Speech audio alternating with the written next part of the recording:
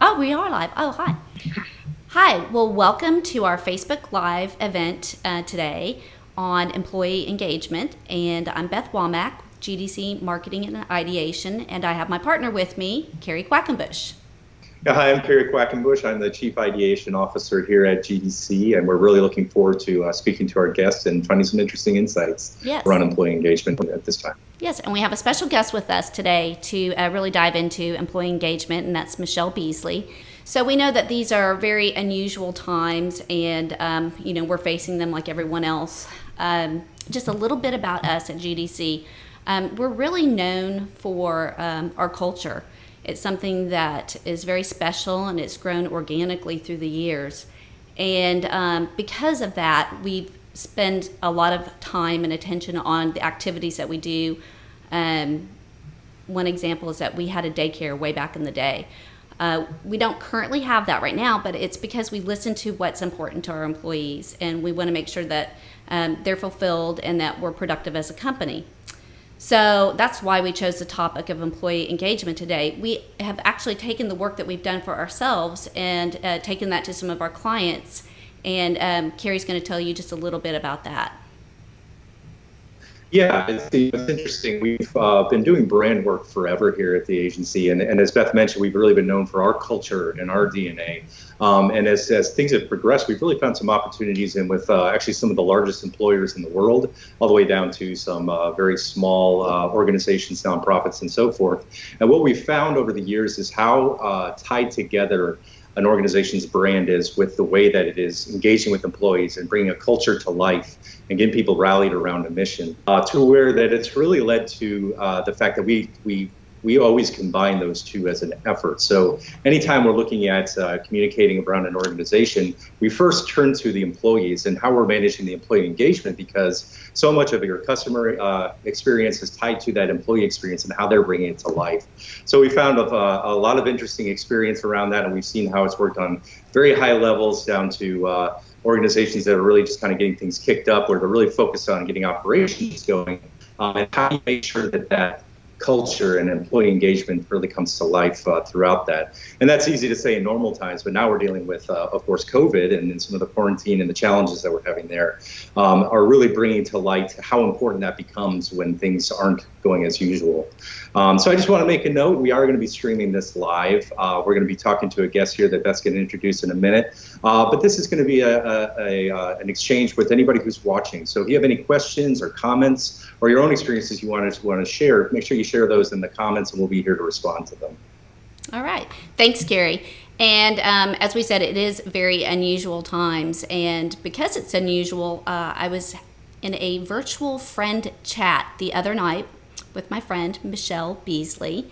And we were just having, discussing our days and just talking about, how we're adapting, all the new challenges that we're facing. And Michele works with Telcoe Federal Credit Union in Little Rock, Arkansas. And she shared some interesting and unusual ways that they're facing this challenge head on. And so I wanted to invite her here today. Michele and I have been friends for almost 20 years.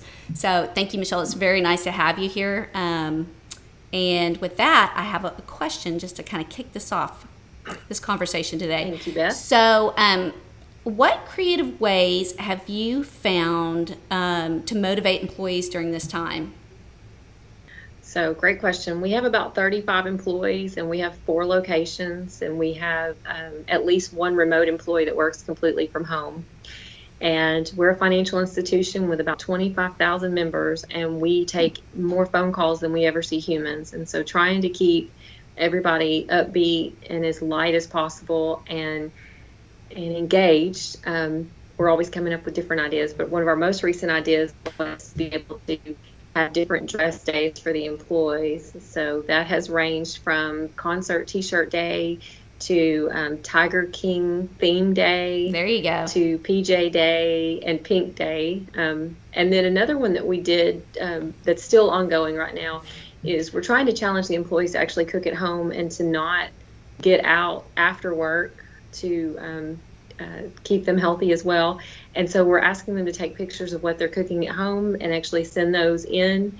And we're going to pick winners and give away cash prizes and so on and so forth like that. So I like that. They're really, the number of pictures I'm getting are quite a few. That's great. Carey? Yeah, that's fantastic, and that's that's really interesting how people have kind of rallied around those types of opportunities that almost seem counterculture to where we were before, right? And it's really bringing people together. But really keeping people engaged and getting them to do their jobs is one thing, but we know everyone's kind of experiencing this different. So are there any ways that you have come up with to really kind of maintain employee morale throughout this that are different from the ways to just kind of keep them engaged and working? Yeah, we're definitely trying to individualize each person's employee plan. We do have employees that have small children that, with daycares being closed, are having difficulty being able to work the normal work shift. So we've adjusted their hours to, even though we're not open on the weekend after 11:30 on Saturdays, we're making longer hours where they can work, making the building accessible where they can come in and do some back office duties. We're also listening to the ones that would actually be able to lower their hours and apply for partial unemployment and be able to actually take home a little bit more than what they would normally in their paycheck right now by doing so, and still be able to care for their children and not stress, because that's huge for some of them with the little kids. Yeah, no, it really is. And I then keep hearing that too. And we do have mortgages are really hot right now with the rates being really low. We have had one employee that has a weaker immune system, and so we've made it to where she can work at home completely. And we had to reach out to AT&T, and actually apparently they have a COVID special right now where they can increase your bandwidth really fast. And so she's able to actually be in our phone queue and take active phone calls. And even if we page over the intercom, she can hear in her home now. So we've really worked as fast as we possibly could to be able to find ways to do things that we weren't able to do before. Well, and that was going to be my next question. It's that, you're not, because you're an essential business, you're not 100%, virtual, but you are having to adapt to some virtual exceptions. So just one person in your office right now. So pretty much y'all are still going in, and we have 4 at home right now working, and then we have a very limited crew that are here normal hours. We did cut back some of our office hours Tuesday, Wednesdays, and Thursdays because it's a ghost town in downtown Little Rock. Mm-hmm. I walk to get something to eat if I can find a place at lunchtime, and the other day the place I went was closed, and so I had to go about 4 more blocks before I finally found something that was actually open. So very strange times, very eerie. Yeah, and I know I'm talking to you right now and you don't have your mask on, but y'all are all wearing... We are. We had an employee that actually took vacation last week. She's our resident sewing queen. And she sewed about 78 masks, I believe, for all the employees that requested it. My husband's company didn't have masks, and so I actually bought some from her as well, and we paid her for those masks. And so we're wearing them. We've actually asked the employees if they get up from their desk to put it on. Anything we can possibly do to keep them healthy and not pass that along to someone else. Very good. So Michele, can you tell us a little bit about your company culture and how is that translated in this current environment? Sure. So I want to say that we typically have a business casual dress policy. The employees can actually donate $20 a month ongoing before COVID to Arkansas Children's Hospital and wear blue jeans and T-shirts Monday through Friday. Aww. And I think that goes to what our culture is yes, we're a credit union, and yes, we are a nonprofit business, but we're also always looking for a way to give back, whether it be Habitat for Humanity, which is our second donor locally. But our employee, we want them to know that it's more than a job.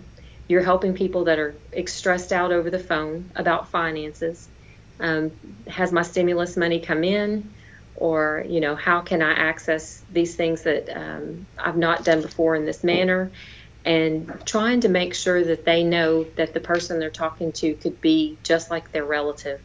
Our CEO actually says that treat people like you would be treating your grandmother, your grandfather, and give them that same type of experience that you want them to have. So the culture at Telcoe is to treat people like family, and talking to individuals and hearing what they have to say. And even though we may not have the fix for what their personal issue is, at least listening and trying to look for resources, I think, is part of our culture. So I know that, you're already kind of naturally, organically employing your own engagement in this new time. But is there anything that you think that you're doing or that you've heard, because I know you touch so many different customers, even business customers, that across other industries outside of the financial industry, any insights that you would have in how to engage with employees in this troubled time? Definitely, if you haven't done a survey, depending on the size of the employees that you have, trying to figure out their biggest stress right now, I would definitely recommend doing that. And also what you're hearing from your customers or your vendors, realizing that your own employees are probably having those same concerns, and making sure that you don't just set out to address your customers' concerns, but have a COVID plan for your employees. And just listen, I think, is the best thing. Very nice. And so as you guys are laying all this out and kind of reacting to how you're keeping things going, are there any obstacles that stand out as being something you've encountered as far as getting people engaged and allowing them to be successful during this time? I'm the first to say that you can have all the best intentions, but you will never get 100% participation. That's just part of having employees. So we also, I think, one thing we do is try not to only engage the same employee over in the same way. So I actually try to involve those employees that maybe are not participating in what it would be that would excite them or allow them to want to be a part of it, and even manage it, own it, start it, run it, tell us what you want to do, make it happen. And I think that does actually get more involvement when we let them be an owner of whatever it is that they've brought to us. Thanks. That's a great idea. And I think we were having this conversation in our friend chat the other day, but I think everybody's looking at time now as in pre-COVID times and then after COVID times. And, we're all just looking at our lives and how we're doing it differently. Is there anything that you think that you've learned or you've adopted during this time with just employee engagement that, after COVID times that you're like, that was a darn good idea and I'm going to carry that forward? That's a very good question. I definitely think, and we've toyed with this for a while, and I think from a money standpoint that any company out there, especially a smaller nonprofit like we are, thinks, well, we really can't maybe invest in that. But, there are companies that have a cheerleader on staff, one person that's actually the engagement specialist that their entire job is to think of ways to engage the employees. And I think that's something that we will continue to look at to see if that's something that we can make a full-time ongoing position. That's because I'm doing it. Yeah. It takes time, and you want to do it right. You don't want to make it the fifth or sixth thing on your list to do that day. Yeah. And I think that is something that you see like in a company where you have like really authentic engagement happening. Those natural cheerleaders just kind of rise up. But to have someone kind of managing the whole efforts, kind of keeps the continuity of it going and make sure that you're in alignment with your company mission and goals too. So, well, first of all, thank you so much, Michele, because, I don't have enough time to chat with you all the time. So this has been really special. And I think we've learned a few things today, haven't we, Carey? I think so, and again, thank you, Michele. We really appreciate you taking the time to do this. And one of the themes I really heard coming through in all of this is, what Telcoe's done is really kind of stay true to their culture, but almost amplified it during kind of a challenging time, right? You guys treat each other like family, and that's a promise that really has to come forward in times where they're like this. In normal times, of course, you can say that, but this is you really kind of delivering on that culture.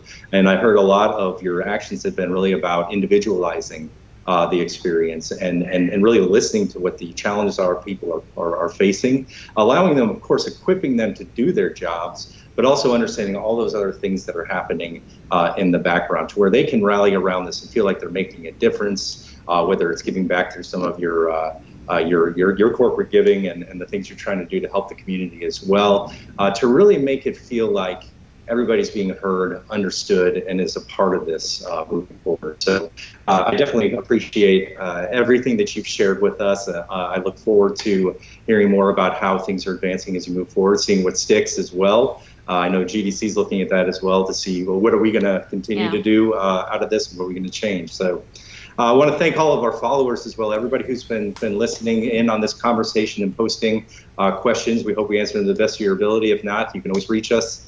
You know where to find us. So we look forward to continuing to bring you some of this content, and we hope you've enjoyed it. Thank you. Bye, Michele. Thank you. Thanks, Michele. Bye.